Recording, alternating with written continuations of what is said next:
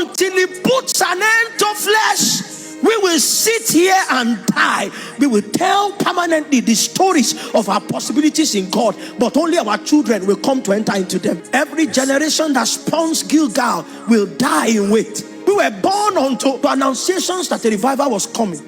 Now all my ears are going grey, and it looks as if there will be no entrance even in our generation. The men who came telling us about revivals did not lack crowds. And so if we think that revival is a crowd, then we lie to ourselves. The men who came telling us the stories of a coming revival had money, so it cannot be about money. How can you have This is really something that we really need to point out and speak about, because what we celebrate in our generation now, and we tag them as revival, is crowd, money, and the level of prosperity that the church is beginning to have. And like what he said, I found that very profound and true. Men who started speaking to us about revival, they neither lack money, neither do they lack crowd. They had crowd and they had money, but still the revival did not come. So revival is not all about the crowd you gather. Revival is not all about how many churches you are beginning to plant. Revival is not all about the level of prosperity that the church is having. So there is something that is called revival, or something that brings revival that we are actually missing. And what brings about revival is that every man must be stripped of himself. The church must be stripped off that which we have laid hold on. Wow. Let's watch. Let's watch. Listen. hope for what you already have? Men who told us the stories were reputable men.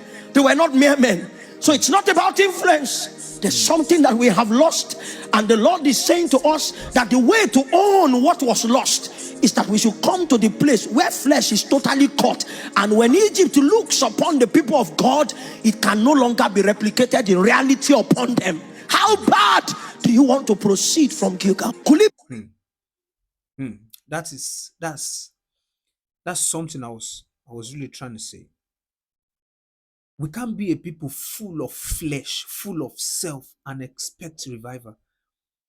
Even what we call church, what we build as church, is no more church, is no more the gospel of God. What we are building now is now brand to promote our names. And revival cannot come to such a people who have abandoned their God, a people whose flesh is stronger than the voice of God, a people who have the Holy Spirit, but the Holy Spirit don't have them. He's not their Lord. That's the church we have. And we can't speak about revival. We can't really talk about revival if we don't address the issue that is in our mind. There is something we are building that is not God. Whoosh.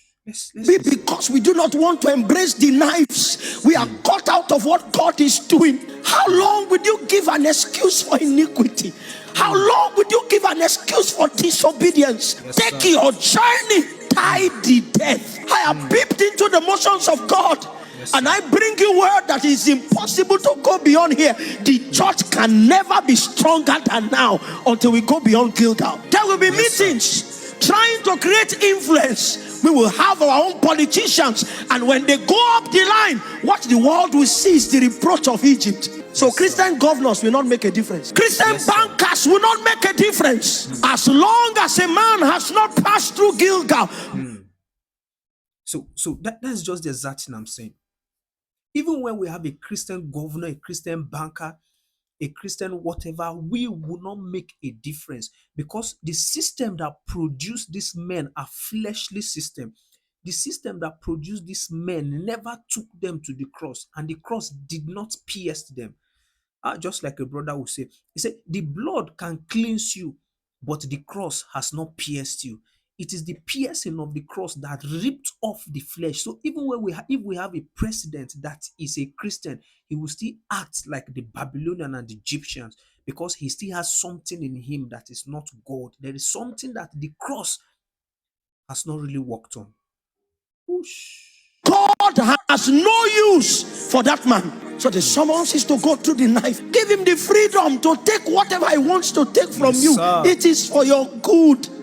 We may all be standing together now. It's not for too long. The men who embrace the sword will advance. The men who resist it will remain and rot.